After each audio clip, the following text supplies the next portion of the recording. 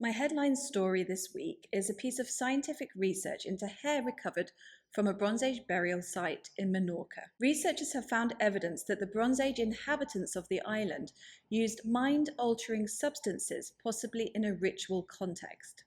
I also discuss several other interesting stories from the world of archaeology, including the underwater survey of Paleolithic sites off the coast of Croatia, a new technique for analysing bones, and two Bronze Age discoveries from England.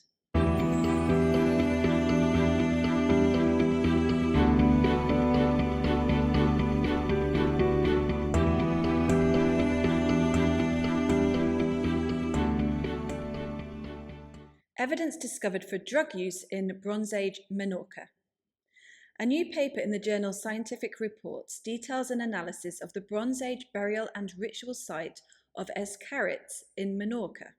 Over the years, interdisciplinary studies of prehistoric sites in many parts of the world have revealed evidence for the use of mind-altering substances in a ritual context. However, a lot of this evidence is indirect, meaning it comes from pottery vessels and stone mortars that may have been used for the preparation of substances, from pipes probably used for the consumption of them, from artistic depictions, and from botanical remains. Direct evidence has been found through the chemical analysis of human remains, such as in hair samples, bones, and dental enamel.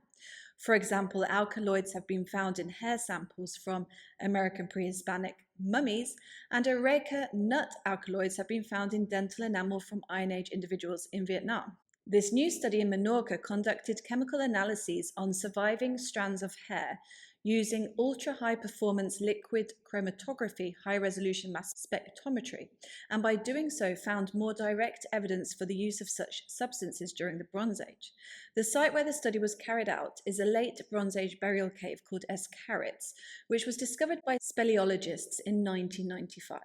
From the Bronze Age onwards, the inhabitants of Menorca started building megalithic structures, culminating in their boat-shaped buildings known as navettes. Around 1450 BCE, natural caves enclosed with cyclopean walls started to be used as funerary structures. Escarits falls into this latter category. Overall, the remains of 200 individuals were found in the cave. These belonged to multiple generations of the same social group. At Escarits and several other burial sites, there's evidence that strands of hair were dyed red in situ, possibly using hematite-rich ochre pigments, before being combed, cut out, and deposited in tubular containers made of wood or antler. At Escarits, these containers were moved to a hidden space deep in the cave, along with spatulas, canes, a stick, vessels, and a comb made of wood, ceramic vessels, and some bronze artifacts. Prehistoric hair is very rare in the Western Mediterranean, so it's remarkable that some strands of hair did survive in this cave. The hair taken for analysis comes from a container decorated with concentric circles and dots. The analysis found traces of ephrodine, atropine, and scopolamine in the strands of hair, and also found that the consumption of these alkaloids took place for more than a year. This is the first quantitative data to prove the consumption of alkaloid-bearing plants in an ancient population on Menorca. No archaeobotanical evidence of alkaloid-bearing plant species were found in the cave, so they were not involved in the funerary ritual. Tropane alkaloids such as atropine and scopolamine are highly psychoactive, inducing delirium, disorientation, and hallucinations.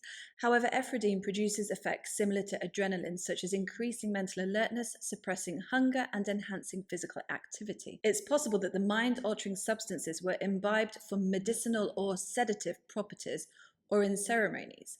Interestingly, 3 trepanned skulls of adult males were discovered at Escarits, people who survived for around a year after the procedure.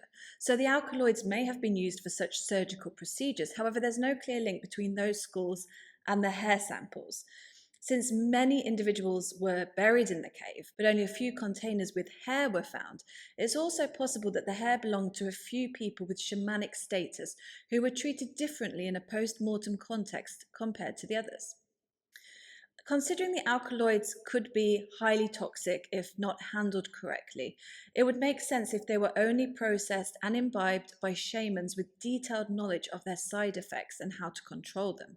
The concentric circles and dots on the containers may depict eyes, meaning an inner vision, and thus may represent shamanic practices having taken place amongst the community. Archaeologists plan a project to map ancient submerged sites. Two archaeologists from the UK, Dr. Simon Fitch and Professor Richard Bates, are planning a 5-day underwater survey of sunken landscapes off the coast of Croatia. They will map Paleolithic sites dating to between 10,000 and 24,000 years ago, which were above ground and inhabited by hunter-gatherers at that time. Fishing trawlers often bring up Paleolithic artifacts from the area, so there's no doubt that hunter-gatherer sites existed there. Present sea levels in the Adriatic are around 100 meters higher than they were during the Paleolithic. This image shows the modern-day coastline of Croatia along with the coastline 14,000 years ago marked in red. The archaeologists are working with the University of Split and the Flanders Marine Institute to map seabeds prior to the installation of wind farms. During the 5-day survey, data will be collected, then relayed back to the University of Bradford, where supercomputers will produce the maps. This is one of 5 planned expeditions. New technique developed for the analysis of skeletal remains. A team of Italian researchers has developed a new technique for the analysis of bones excavated from archaeological sites.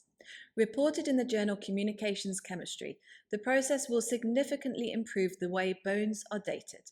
The technique, using a camera and near-infrared hyperspectral imaging, is being used to quantify and map the presence of collagen. This invisible protein is crucial for producing radiocarbon dates. The project to develop this new method was carried out by Professor Sara Talamo with a team of experts from the University of Bologna and the University of Genoa. This development will contribute substantially to the study of human evolution, since it will minimize the destruction of bone material and give an accurate date for it. Bones are incredibly important for understanding the lives of ancient populations, such as the diseases they suffered from and the food they ate. And the rarest bones are even more valuable for such studies. So obtaining non-destructive information on them is important, and now with this technique possible. Bronze Age roundhouses found in Cornwall. Archaeologists from the Cornwall Archaeological Unit have found 3 Bronze Age roundhouses and a Roman period settlement during a dig to prepare the ground for a new housing development in Newquay. This part of Newquay by the River Gannel was populated from the Neolithic around 6,000 years ago onwards. As well as the roundhouses, Bronze Age Travisca ware pottery was also found, along with worked stone tools. The Roman settlement comprised an oval house, an agricultural processing area, and rectangular buildings that were probably barns. Although many similar barns have been found in Roman Britain before, none had been found in Cornwall. The house, on the other hand, is similar to other structures uncovered before in the county and appears to be of a style unique to Cornwall. Imported Roman pottery was also excavated during the dig. Many of the artefacts will hopefully be moved to a local museum. Bronze Age gold ring unearthed in Norfolk. A metal detectorist has found a penannular gold ring in Norfolk measuring 14.5 millimeters in diameter, that's 0.5 inches. Dating to more than 3,000 years ago, the ring was made with a metal core and gold plating.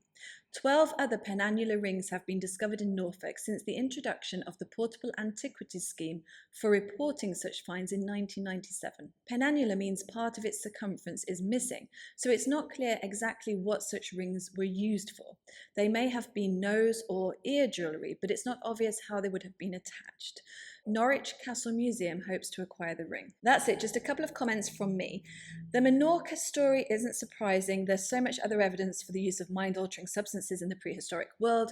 Whilst we don't know exactly why they were used, I imagine it could have been for many different reasons, medicinal, recreational, and ritualistic, perhaps. Maybe the use varied amongst different prehistoric societies, but it's becoming increasingly obvious that the ancients did use them. With regards to the underwater survey of the coast of Croatia, let's just admit we're all thinking it. We're all hoping that they're going to find a bunch of megaliths and that they're all older than any found before. Anyway, I hope you enjoyed that video. Thank you to my patrons, channel members, and super chatters for supporting my work. Please hit the like button and I'll see you next time.